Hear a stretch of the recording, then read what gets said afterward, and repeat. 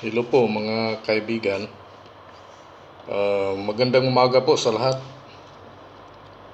Itong slides na to ay para sa mga interesado o gusto mag-aral, magka-idea kung paano mag-set up ng solar power.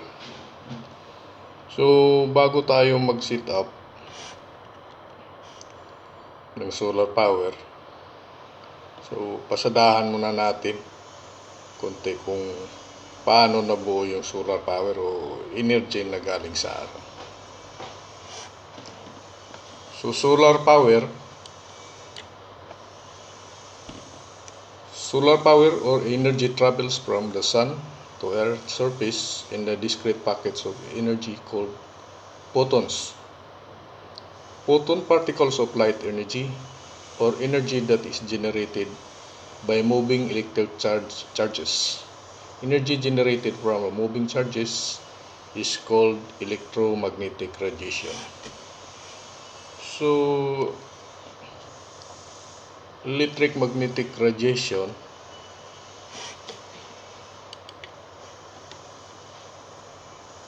these electromagnetic waves have both electric and magnetic components. Total radiation of power is 1.4 kilowatts per square meter. That is called the solar constant. So varies only slightly. On the side of Earth facing the sun, a square kilometer of the outer edge of the atmosphere receives 1,400 megawatts of solar power every minute. So yan ang solar power mga kaibigan. So pupunta tayo sa next slides kung paano magsi-set up mag-i-install ng solar power. So isa sa mga procedure ay kailangan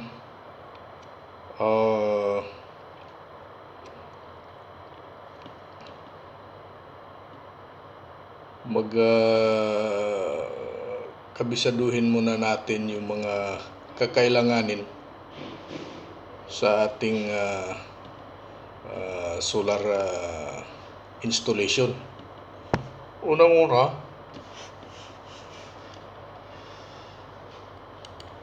number 1, itong kailangan makuha natin yung power consumption.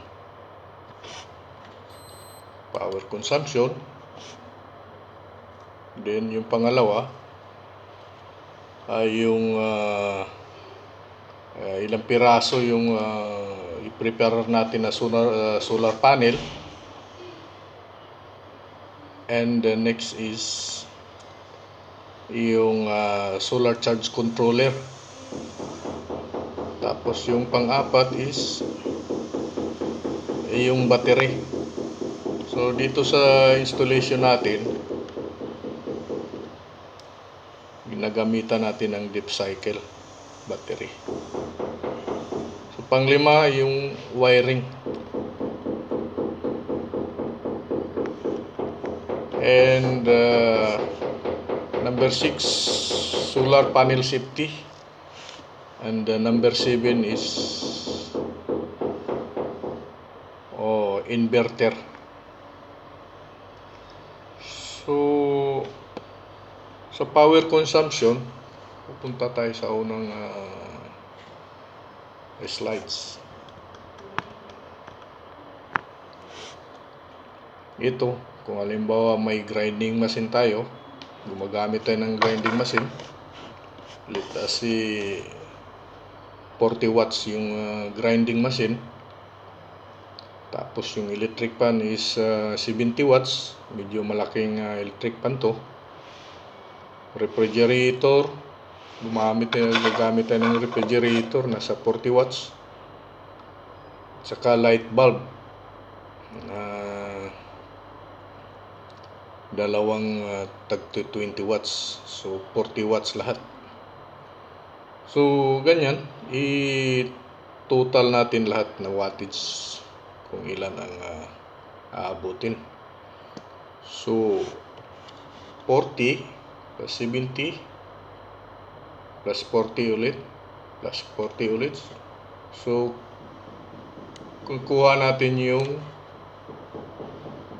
190 watts total wattage sa lahat ng mga equipments natin na susuplayan. So ganito, ay wala namang standard na oras kung ilang oras mo gagamitin to. So let's say ginagamit natin siya ng 12 hours. So paano ba kukuha ng power consumption? So ganito, i-multiply mo lang yung total wattage times yung number of hours na gagamitin mo, kung ilang oras. So power consumption is equal to 2,280 watts. So ganyan yan, power consumption. So i-take note natin to, power consumption is 2,280. So pupunta na naman tayo sa number 2, which is solar panel. So sa solar panel sa market, available yung mga tagwa 100 watts, 50 watts, 150 watts, o 300 watts. So dito sa example natin ay gagamitan natin ng 200 watts. So ang solusyon kung paano mo makuha kung ilan solar panel ang gagamitin mo sa iyong installation, ito. Yung 2,000 watts, hindi yan todo na yan ang i-multiply mo ng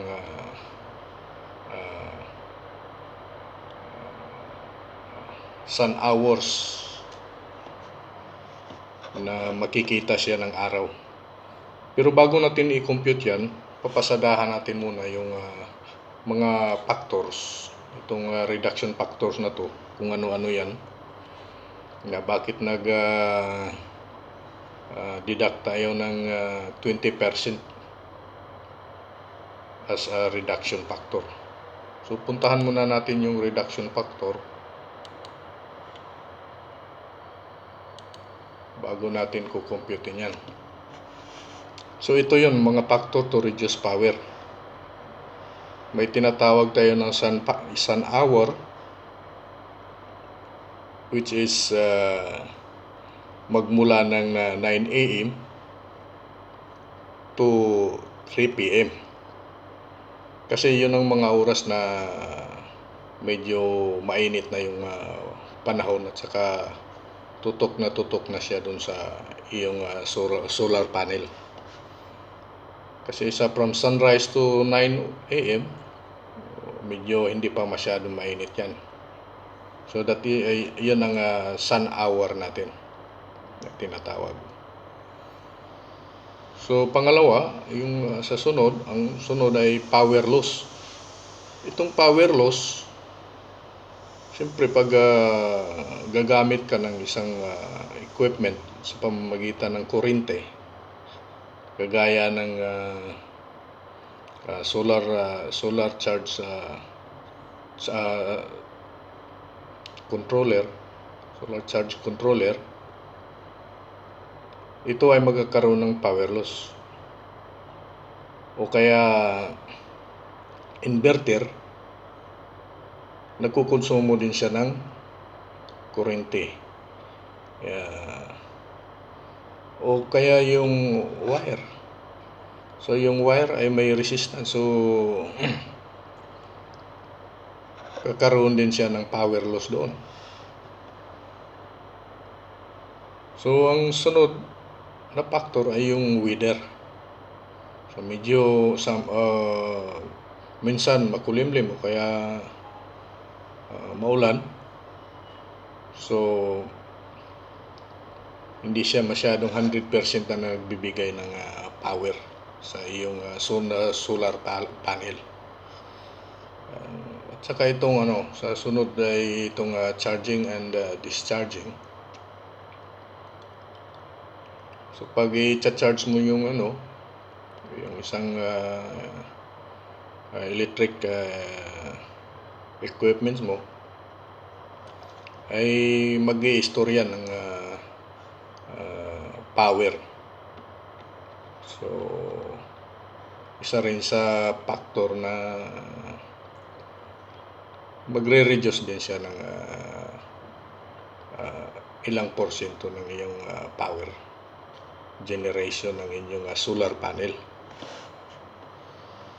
So isa pa dyan yung dust, kaya yung alikabok. Pag yung panel ay daming alikabok, so may tendensya siya na magre-reduce yung power dahil yung sun rays hindi masyadong maka-absorb doon sa inyong photovoltaic cell, kaya mababawasan yung efficiency ng inyong power generation. So isa pa dito ay yung location. So baka yung surroundings mo ay may mga kahoy-kahoy. So maaga pa lang ay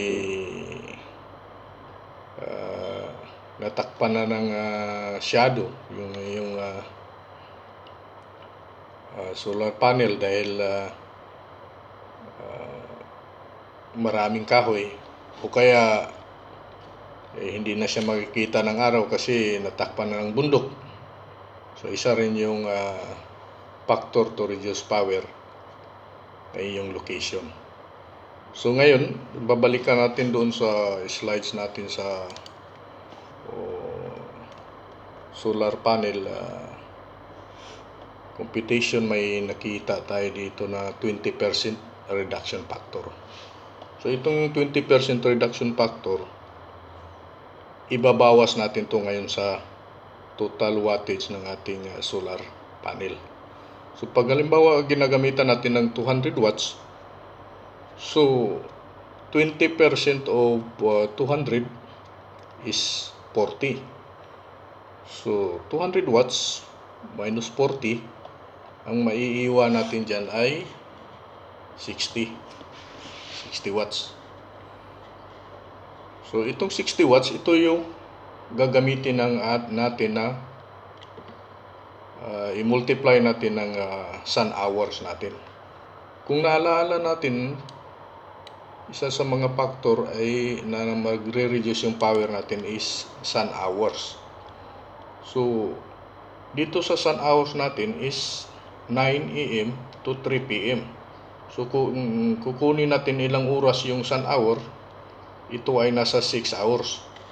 Pero napasin natin dito sa ating computation sa solar panel, ginagamitan lang natin ng 5 hours sun hours para may savings tayo na 1 hour. So just multiply 160 watts times 5, and the result is 800 watts sa isang panel. So paano natin kukunin yung number of solar panel? So number of solar panel, mali pala ako, number of panel, naalala natin itong 2,280, ito yung consumption natin. So i-divide natin ng 800 watts. So ang resulta is 2.85 na panel. So in this case, i-round off natin na tatlong panel ang kailangan natin sa consumption na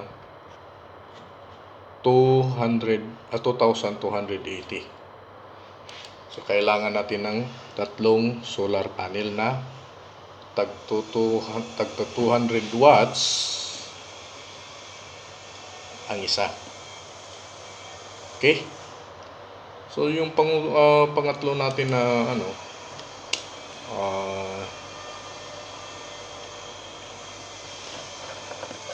i-consider is yung solar charge controller. Itong solar charge controller, may dalawang klase tayo nito. Ito yun, MPPT at saka PWM. So itong MPPT, abbreviation lang to, ibig sabihin ay maximum power point tracker. So isa sa mga characteristics niya is capable in series connection. So ito yung MPPT, due to capability in series connection, voltage and current easily reach to minimum limit and charging is automatically commence. So dali lang siya magcha-charge kasi pwede siya ma-isi-series mo. Pag isi-series mo yung voltage is addition, magdagdag bawat solar panel. Kung halimbawa 200 watts yung solar panel mo at saka 12 volts, so 12 volts times 3, so 36 volts. So sa ganyang paraan ay yung MPPT mo ay mag-uumpisa na magcha-charge doon sa iyong battery.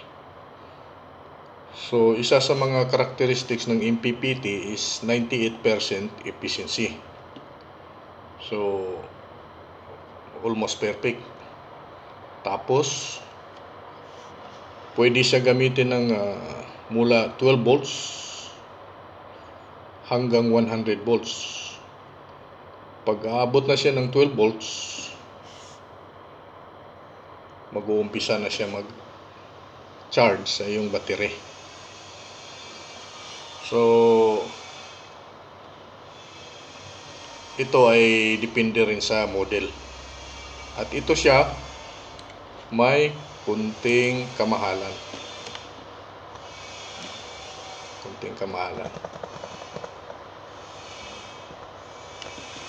Little bit expensive.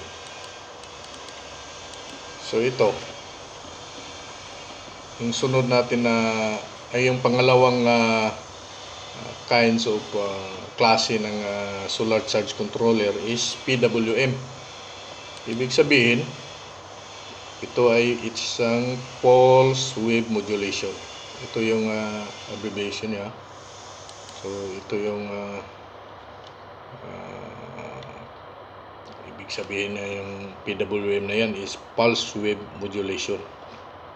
So itong pulse wave modulation, nasa 80% lang yung efficiency. Tapos isa sa mga characteristic is pwede siya 12 volts or 20 volts lang ang kanyang pwede receive para mag-charge siya doon sa iyong battery. So advisable lang po ito sa mga sa parallel connection lang siya. Kaya hindi yung voltahe ay steady lang, hindi siya nagdadagdag. So ito ngayon, paano compute kung ilang amperahe ang gagamitin mo doon sa iyong solar charge controller. So unang-una, i-check mo yung panel specification. Nandoon lahat yung makikita mo. Hanapin mo itong IMP. So dito sa 200 watts na panel, nakikita natin yung IMP is 12 amperes. So balak natin gagamitan ng tatlong solar panel. So i-multiply mo lang ng 12 amperes times 3 pieces. So aabot siya ng 36 amperes. Okay? So in this case, huwag kang gagamit ng solar charge controller na bababa dun sa iyong load na 36 amperes. So kailangan taasan mo pa siya.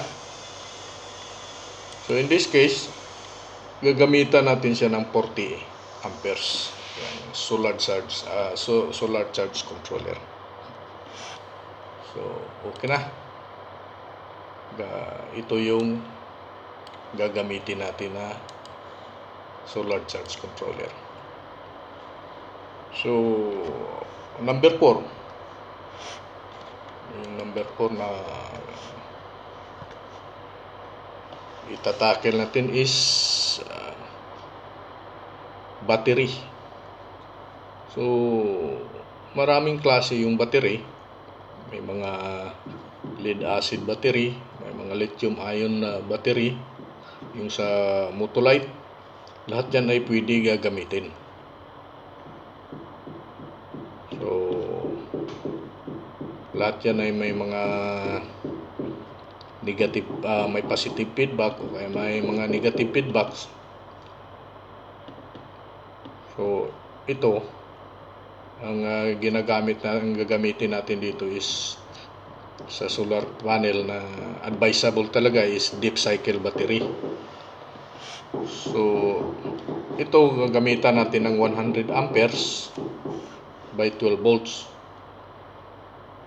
So paano natin ang target natin dito is paano natin malaman kung ilang battery ang pwede natin gamitin doon sa load na consumption na 2,280 na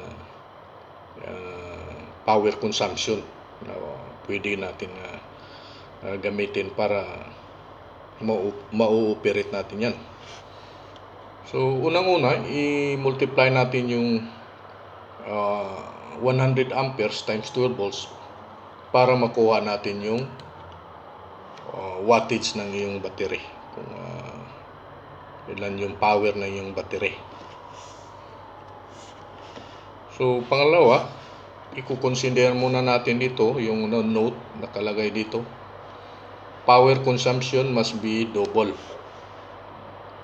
to the actual consumption to avoid usage up to 50% of the battery charge. So ang ginagawa ko para hindi siya abot dun sa 50% usage na 50% sa battery charge, ay dinoble ko na yung power consumption. So yung power consumption natin is 2,280 times mo ng 2, so magiging 4,560 siya. Then bago mo siya i-divide ng battery power na 1,200 watts, so yung resulta is 3.8 pieces or 4 na battery. So yan yung ibang solusyon natin sa baba. So ito automatic na siya, minultiply ko ng 2, so 4,560 watt hour, divide mo siya ng 12 volts, so yung resulta is 300 ampere hour.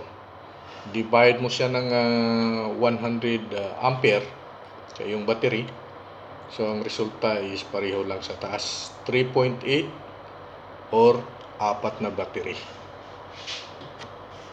Okay? So, pupunta tayo sa sunod na slides. Number 5. So, wiring. So, dito sa wiring, usually ginagamit natin yung mga automotive wire. Ginagamit sa kuan kasi yung good conductor yan sa mga matataas yung amperahe.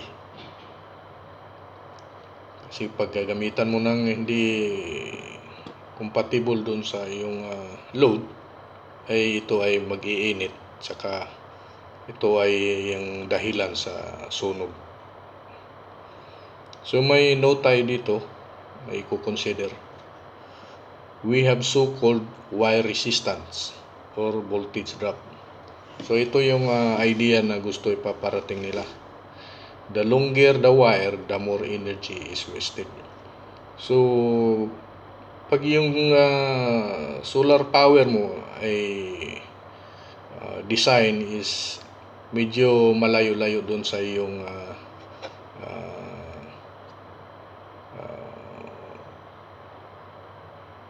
battery o kaya doon sa yung inverter. So kailangan hanap kayo ng paraan na medyo maiksi lang yung wire. Kasi yan nga dito, ito yung pinaka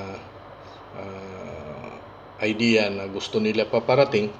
The longer the wire, the more energy is wasted. Yan. So, iksiyan nyo lang yung wire.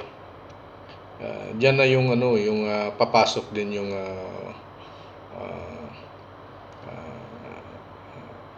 factors to reduce the power. Kaya more energy is wasted. So, number 6 ay solar panel safety. So, sa ganitong installation mula doon sa solar panel, ay gagamit ka ng breaker na 20 amperes. Tapos ng breaker, connect mo doon sa solar charge controller, breaker ulit. So, tapos ng breaker, bago mo siya i-connect doon sa battery at inverter. So, pagkatapos doon sa inverter, kukunik ka na naman ng isa pang circuit breaker na medyo malaki-laki na, 20 or 30 amperes para sa iyong load. So, yun lang, solar panel safety. So, number 7 natin, isa sa mga importante is inverter. So, in this case, yung load mo is 2,280 watts. So, pwede na tong 3,500 watts na inverter. Pero yung inverter ay iba-ibang klase. May pure sine wave at saka yung modified sine wave. So, ang i-recommenda ko sa inyo, gagamit kayo ng pure sine wave. Kasi doon sa modified sine wave, minsan babibrate yung inyong motor o kaya yung electric fan nyo, maririnig nyo umuugaw. Itong pure sine wave ay parang nasa bahay na normal na kuryente lang ang inyong ginagamit. So, yan lang ang mga aral o yung mga ideas na iaabot ko sa inyo. Baka may mga additional kayo dyan na mga comments, pwede nyo rin ilalagay sa baba para naman ay magiging perfect ako sa sunod na aking slideshow. So, dito na lang at maraming salamat sa lahat. Thank you.